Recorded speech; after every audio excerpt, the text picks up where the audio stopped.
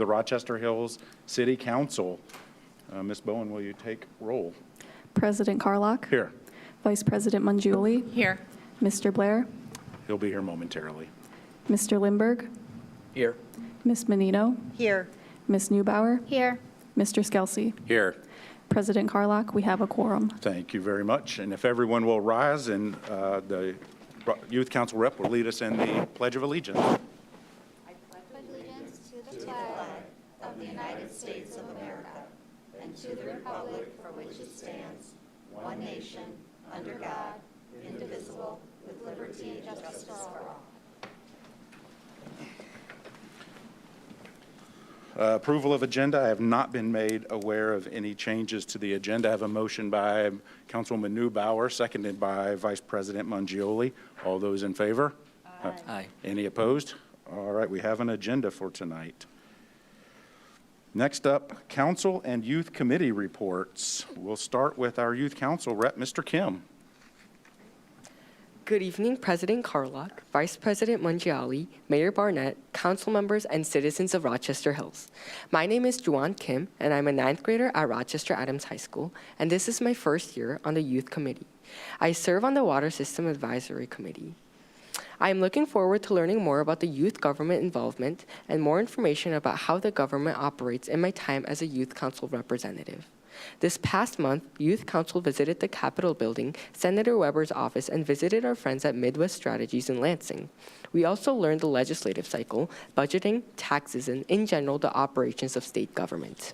This month and throughout the next few months, we are planning to get ready for the Rochester Hills Cultural Fair, assigning teams and getting started on the project. Our next meeting will be March 4th, 2026. Thank you for your time and have a great evening. Thank you very much, Mr. Kim. We do have some council reports. We'll start with Vice President Mangioli. Thank you very much, President Carlock. So my mailbox has been quite full the last couple of days, partly due to a strategic plan coming from RARA, and Dave Word will bring that to us soon. But if you are looking for things to do in our community between RARA, and I said the mailbox was full because the library has a ton of things going on at the library, so check and see what's going on there. And coming up at end of April is their Wine, Wit, and Wisdom. So they're looking for you. We'll be sharing information about those tickets that are available. And then the OPC, and I know Ms. Menino serves on the board with me, but the date for this opening was February 19th. So if you didn't sign up early, there's a good chance you may have missed the key activities that you wanted to get involved in. But please take advantage of these different activities in our community, not just the only ones that are being offered by our Parks Department. The other thing I want to mention is I am wearing my little red dress. It is Heart Health Month, and for women, heart health or heart disease is one of the leading causes of death in women. So go out and talk to the doctors. I know it's early, you haven't paid your deductible yet, but go find that cardiologist, your internist, talk to someone about your heart health, and make sure they're giving you the green light that you're great. Otherwise, go find out and get the help that you need, because we don't want the fire trucks to have to make so many runs in our community because of heart health issues. So thank you very much, President Carlock. Thank you very much, Vice President Mangioli. Heart health is very important. Next up, Councilwoman Menino. Yes, thank you, President Carlock. Could someone please share my screen? I have, just to add on to Vice President Mangioli, I have an update from the OPC. Yeah, just a couple of promotional activities for them. March is Wellness Month, and they have 2026 Wellness Week, the week of March 16th through the 20th. There's daily activities. You can check out their website. I have it up here as well on the slide. Many activities, and their motto here is live your best life now at OPC. So please check it out for March. And then upcoming activities in April, they have a Top Chef cooking competition that's scheduled for Thursday, April 16th. And then in June, they have their annual 5K run for to benefit Meals on Wheels, and that's Saturday, June 6th. So please check out their website, sign up. I know they would love to have everyone participate. Thank you. Thank you very much, Councilwoman Menino. I don't see any other council or committee reports. So we'll move on to presentations. Item number 2026-0058, SIMCOG, check presentation to the City of Rochester Hills for $725,560 for the TAP funding to support the John R. Vulnerable Road user crossing improvements. Thank you, President Carlock. Good evening, Council. You want to know how to get to be the first item on our agenda. This is how you do it. You come with a large six-figure check, and we will move you to the front every time. In all seriousness, I'm pleased to reintroduce to almost everyone, but maybe to anybody new, Amy O'Leary, the director of SEMCOG. SEMCOG, Southeast Michigan Council of Governments. We have been a longtime member of the organization. Several council members have attended events in the past. They are a wonderful partner, really a regional partner for the 7 counties in Southeast Michigan. I've been very involved over my time as an elected here. Really have provided the city with lots of great data at times. We use them for information from car deer accidents to population growth trends to tree cover. They're sort of a one-stop shop for regional collaboration. Amy is the director and is here with a very special presentation because the city's staff, some of them here in the crowd, have been working hard to try and always find ways to stretch the residents' dollar, and we've got another great story here. So without further ado, I'll turn it over to my good friend, Amy O'Leary. All right, thank you, Mayor. Good evening, everybody. It's nice to see you all. So I want to start by saying thank you for your partnership and membership with SEMCOG. It's really important, and just a reminder that all of you are invited to participate in activities that SEMCOG puts on. Your mayor is a very active participant, and we really appreciate that, and I'm sure he'll probably talk about, we're going to see him tomorrow at a press conference. So he's been very active with us, and we really do appreciate his leadership. As you know, SEMCOG is a council of governments, so local governments are members of ours. We have 186 local governments. But another part of what we do is we are a metropolitan planning organization, or we have federal designations, some in transportation, some in economic development. The transportation one means that all of the federal road dollars pass through SEMCOG, and we work with the Road Commission for Oakland County and the city on determining the prioritization of the federal funds. Now, that means that we do a long-range transportation plan for the region, and we have a $1 billion a year TIP, Transportation Improvement Program. So that's some of the money that we help distribute. But we also have very specific grant programs that we run, and that's one that we want to talk about today. So that's the Transportation Alternatives Program, or TAP. And the TAP program comes out of the Infrastructure and Jobs Act, the IIJA, out of the federal government, and we help facilitate that program. And over the last 17 years, TAP has been able to invest $120 million in 185 projects across Southeast Michigan. So a lot of really good work has been done. So we really do appreciate having the supporters both in Washington, D.C. and in Lansing for the kinds of things that we can do with TAP and with some of our other funds, including constructing trails, pedestrian safety, bike lanes, streetscape projects. I know you guys have gotten TAP funding for along your trails in the past as well. So there's a lot of different things that we're able to do with those funds, and I want to recognize Senator Slockins and Peters. They are both very supportive of these funds, and also Representative John James, as well as our state partners, and Representative Mark Tisdall is here today, so thank you for your support with all of the work that we do at SEMCOG, and in this case, making sure that our areas are safe and walkable for our pedestrians. So one of the things that we did at SEMCOG and that we're celebrating is that our regional review committee, they're all elected officials like you, make up this committee, and they determine what kinds of projects we fund with our TAP funds. We needed to do quick projects, and that's, I like to thank the staff for so quickly responding, because we decided to do a call for projects with a very fast turnaround to do quick build projects to help with our pedestrian safety issues in Southeast Michigan. And so we were very excited, and actually, I know this area pretty well, so to see that you put in for John R. around some of your major parks that I have played softball on before, so it was really good to see, really important in general for the region, and personally, it was just nice to see something so close to my home, be able to get some good projects done and protect our residents. So this project was funded with that fund called Safe Streets Now, and it's going to have a number of crossings that include the refuge islands to make it safer, the beacons to flash so that it's easier for people to cross, things like by Spencer Park, by Borden Park, things like that. So we really appreciate y'all putting that forward, and I just would invite the mayor to add anything you want to add to that, or come up and accept your check officially. It's nice to get a picture and be able to celebrate. Yeah, this is like that Happy Gilmore moment It where you get the is. big check and you put it right in the back of your car and go straight to Chief Financial. I would just add a couple things. If it hasn't been clear, these signals, as Amy mentioned, are the kind that the council's been very interested in. They're sort of extra, as you might say, in getting folks across with the refuge islands. 3 places on John R., 1 across from Thelma Spencer Park, 1 across from Holy Family School, and the 3rd across from Borden. So 3 very popular, especially with kids and families, locations. None of them have a signalized crossing now. So these are 3 areas of significant improvement, certainly in Councilman Lindbergh's district, and areas that we know get a ton of use.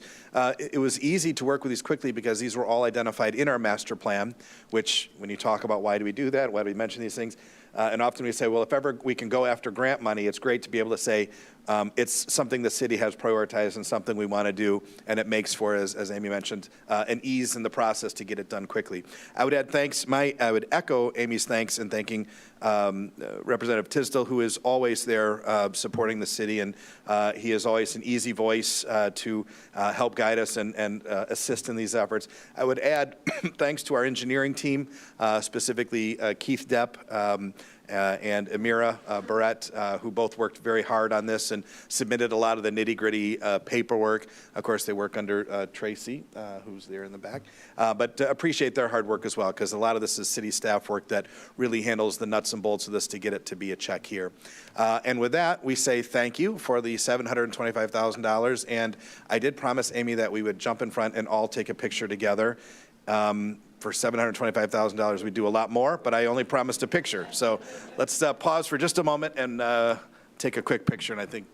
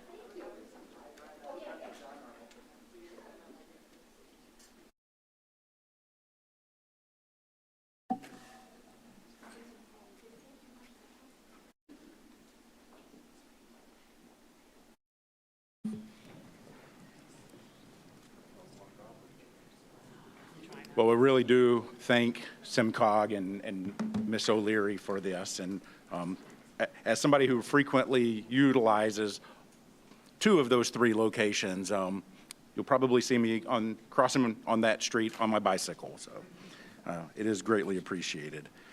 Item number 2026-0026, State Representative Mark Tisdale with a legislative update. Mr. Tisdale. Thank you, President Carlock. Congratulations, by the way. This is my first time here since you've been a presiding officer. That's very nice. Mayor Pro Tem.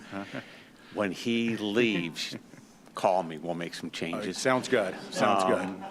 No, and to Mark and Diana, congratulations, and Bradley.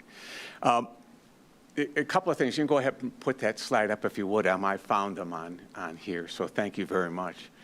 So just want to talk about, and I can't remember if I've covered some of this with you before, but just going to, as we're coming back into the new budget season, just want to talk a little bit about where we've been, some of the things that have happened and where we're headed.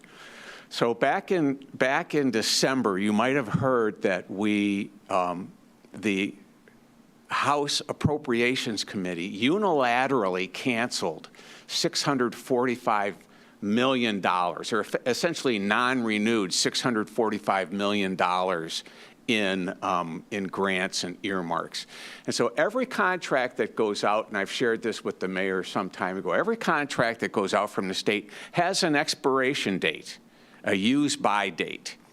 And then at the end of the fiscal year, which is the end of September, the State Budget Office has 45 days to notify the Senate and House Appropriations Committees of those grants that are expiring and that they're recommending to turn into what are called work projects. And then that work project funding can stay on the books for 4 years. And so what happened this last, so they've got 45 days. That takes you to the middle of November, and then the House and Senate have 2 weeks to respond. So now you're into December. And the House Appropriations Committee, again, unilaterally non-renewed or did not extend $645 million in earmarks. Now, what was not reported is that we did renew $2.1 billion in earmarks that came in that report. And so kind of what's going on here, and Amy, I can do that right here, can't I? There we go. So what's going on here is in the last budget negotiations, the House Appropriations and its 18 subcommittee chairs identified what they thought were somewhere around $6 billion in work project funding that was just sitting there. And if you look at this particular slide, this shows you the amount of interest payments that are paid or received based on House deposits or state government deposits. And you go back to it's 2013. It's basically 0, a little bit, 76 million, and then 612 million. So you can see there's quite a considerable jump there. And if you look at the interest rates, say it's at 6% interest rate being paid, there's a lot of billions sitting in there to generate 610 million, and then the following year, almost another 600 million. So the question was, what are these billions of dollars sitting in a bank account generating interest? Where are they supposed to be put to use? What are they supposed to be doing? And you'll notice that the monies that are earned here go into the general fund. And as you know, general fund dollars have a unique characteristic in that they're relatively discretionary, right? You can spend them on just about anything you want. Is there anyone here that believes you go from 0, to 612 million just by chance? It just happened. Marty turned to Al one afternoon on a Tuesday and said, "Oh my Lord, look at this." So that's the question is, what was the intention? What's the design here? And so if we're going to keep adding to the budget, let's take a look at these billions of dollars that are sitting here drawing interest and either put them to work right now or return them to the taxpayer. And that's all we're trying to do. So in the last fiscal year, this current fiscal year that we're in, the budget is about a total, including federal money, that's about 41% of the budget comes from the federal government, Medicaid being about a third of all our expenditures. So the total budget this year is about $81 billion. That was lower than last year's, and that's the first time outside of recession or war that we've had a lower budget than the prior year. So we were very proud of that fact. We also got zero taxes on tips, overtime, and Social Security, and while doing all of that, funded record school aid funding as well. So we were really quite pleased with how that went out. So we're at $80 billion right now. The governor's office, the executive branch, has sent out their recommendation for the next fiscal year, and they've come in at $88 billion, a $7 billion increase. On Friday, the Speaker of the House has suggested he's pushing for $6 billion in property tax and other tax savings.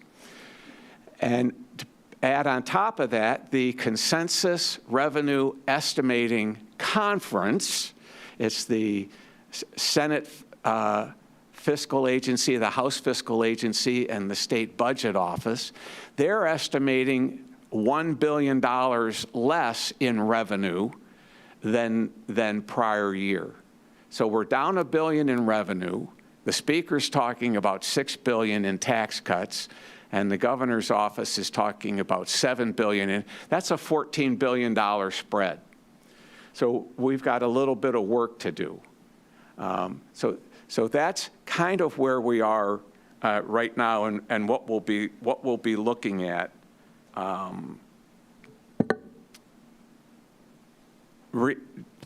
3 weeks ago, my House Bill 4141 was signed into law by the governor. That's prohibiting the use of smartphones in K through 12 public schools during instruction time. My first draft of that was back in 2023. Did a lot of work with the Oakland County Intermediate School District, those superintendents, teachers, principals. It was supported by the secondary school principals of Michigan. A lot of work getting it into a bill that got 99-9 votes in the House and 34-1 in the Senate. And you don't do that by yourself. You get a lot of help from both sides of the aisle. And it was a great way to start off the school year or the new calendar year. And that was the first bill signed into law this calendar year. So, that's been a great start. I've got 2 other cell phone and social media bills that are pending that I'm hoping will come to light soon. I've had a hearing on one. 4388 requires age verification when opening a new social media account.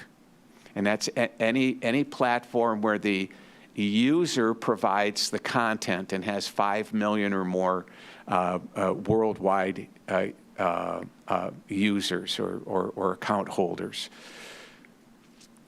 The science, the research on the mental health pathologies associated with teens, tweens, and social media exposures in. This is not guesswork anymore. It's harmful. And so back in 1998, the Children's Online Privacy Protection Act was passed, and that allowed 13-year-olds to open an account on a platform online. Well, of course, a lot has changed since 1999 in the internet world, and with the ubiquity or the massive increase in smartphone use. And so we know in the last 10 years, Professor Jonathan Haidt out of New York University will tell you we're in our 13th year of a mental health crisis among our teen and tween girls. And in 1 year, I think it was 2014 or 2015, there was a 67% increase in suicides among teen and tween girls. So what I'm doing with 4388 is requiring age verification. When you open an account on a social media site, you agree to the terms of use agreements. That is a legally binding contract. We do not allow minors to consent to contracts. Why would social media sites be an exception? Well, minors are valuable marketing data points to sell. And the whole point of the algorithms is to keep you on and to keep you coming back, to the extent that basically our children are being addicted to these social media sites. And if you don't think your child is addicted, take their smartphone away from them for the weekend and see if they act like addicts. Do you think they'll search around for it? Do you think if it was in a locked drawer, they'd try and break into it? Sure they would. So that's what 4388 does. The other thing it does is it closes down a minor's site from 10:30 p.m. to 6:30 a.m. Any number of studies have shown that teens and tweens that have their own social media accounts, about half of them or more are online between midnight and 5 a.m. Sleep disruption is a big part of anxiety, depression, leading to self-harm and all the other psychological pathologies. 5496, which has created a little buzz. We sent it out. I dropped that bill without any public notice or press release, but people were paying attention. 5496 would apply a 32% excise tax to the purchase of a smartphone for a minor.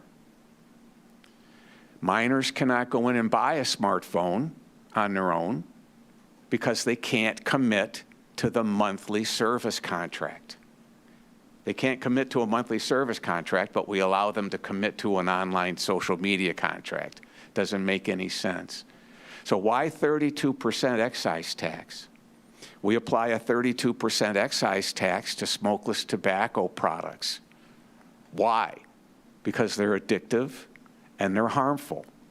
So why would we put the same excise tax on smartphones for minors? Because they're addictive and harmful. I hope any revenues that do come in will go into the 31AA part of the school aid fund, which is a mental health program funding for schools. I'm hoping it doesn't bring in a single penny. The point here is to give parents a tool and some direction. You can have the kids under my cell phone bill, the kids can have a basic phone at school all day long. It's the smartphones that are being prohibitive. Save yourself hundreds of dollars and go buy your child a basic phone that they can have with them all day at school if you want to get a hold of them. It's better for them, it's better for you, it's better for the schools, and it's allowed under the law. So those three pieces, almost like it was a plan, if you put those three prongs together, we could do real serious improvement to the use and addictive nature and the mental health problems associated with social media with our kids here in the state of Michigan. Last but not least, you may have heard about some rumblings in Lansing, and I'm going to leave this up there because it's quite amazing actually when you look at it. You might have heard some rumblings in Lansing about new zoning legislation that would take take the authority from local units of government on multiple zoning issues and turn that over to the state. This week, hopefully, Representative Steckloff and I will be introducing a bipartisan package that actually we started drawing up at one of the Rochester downtown restaurants in December of 2024 with the Michigan Municipal League. The executive director, the legislative director, and I sat down, had dinner, and at this one restaurant, they put the butcher's wrapping paper on, and we got the crayons out and started drawing, and when it was all over, the legislative director from Michigan Municipal League rolled it all up and took it home with them, and so we actually used that in a press conference back in July, but it'll be called Michigan Homes. It's a lot of the same zoning and code recommendations that are in the current package, but instead of preemption, what we're doing is we'd be using state funding and be providing rewards to communities that introduce what we think are those best practices in zoning and codes. Because the idea is to make it simpler to build, less expensive to build, and over time generate incremental housing units available. We have an affordability problem. It's actually an unaffordability problem, but it's a supply problem. That's where we're running into problems. And some of the areas where we do have excess housing are communities that people just don't want to live in as much as others. And so places like Rochester Hills, and we're pretty much built out here, and Rochester, but so we want to introduce carrots instead of sticks. And these are best practices that we think you should consider, and if you do, you'll receive a benefit. And we just think from an implementation standpoint, we can pass mandates and then run around and see who's complying, or we can offer rewards and sit down behind a desk and check the proof of those that are standing in line to collect their rewards. I think the latter is a much easier way to implement the changes that we want to put into place.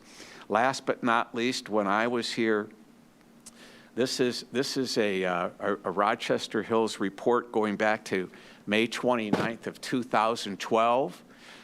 If you haven't read it, I would recommend it. It's called True Value, a comparative study of assessed property values under Ed Ansick and Jim, and I don't remember Jim's last name, what he went on to be the city manager at Pleasant Ridge. Don't know where he is now, but the idea was looking at the land value in the city per acre like a farmer does. What practices, what uses of our land generates the greatest return on investment and the greatest revenues for the city. And a lot of what's in here is what we're talking about in the legislation. I didn't come up with this stuff on my own. I stole someone else's work product a little bit, but and so that's what we're recommending, is to consider some changes to your zoning and code enforcement and other ordinances, and in return, there'll be additional funds made available. And now I'm open for questions. Thank you very much, Mr. Tisdall. For a minute there, I thought I just had 3 minutes. But I'm good. Get you. Next time you will. I thought I broke that, but We do have some council comments and questions. yeah. Mrs. Neubauer. Thank you, President Carlock. First, I wanted to say thank you for what you're doing for our kids and their schooling and your concern that you have for their mental health. It is a concern, and I just wanted to let you know that I've never heard the kids talk about bills that were being proposed until your bill. Yeah. I had a car full of basketball kids, and they were talking about this evil Mr. Tisdale who's trying to take away their phones. But As long as they can't vote, it doesn't bother me. doesn't that bother they're- me that's, either. You know, it doesn't bother me either. Yeah. But anyway, I just wanted to say thank you for what you're doing for that. You're welcome. It's important. Mental health is just as important as physical health, and for some reason the resources aren't as available and not as much work is being done. So thank you for that. You're welcome. I am the planning commissioner representative here, and I've been on planning, I think, for 6-ish years. I can't recall actually how long I've been on there, but we work very, very hard with respect to our ordinances, our zoning, and making sure the developments that come into Rochester Hills are harmonious, contiguous, and what the residents are looking for. And we would really, really hate to be preempted on what we could do. We want to have a choice in Rochester Hills. We know our community better than the state government knows our community, and we work very, very, very hard to ensure even the smallest of details in every development that comes in here is done right. So the bill as presented and as we were as it was talked to us about, I think it was in November, is not something that the Rochester Hills residents would be excited about. We redid our entire master plan this last year to make sure that the residents were heard. I understand that people don't like change. I'm not saying that any change is not allowable. I also know that we are almost built out. I think there's 3% that still can be developed, but redevelopment is an issue. And so I don't know who you got to talk to, but tell them they're not the boss of us, and we don't want it. So, Well, I've had several conversations with Mayor Barnett and Mayor Jones in Rochester. And of course, I've got one precinct in Oakland Township, and Oakland Township is committed to estate-size lots. So, yeah, in my district, I was sent there to represent your interests. yeah.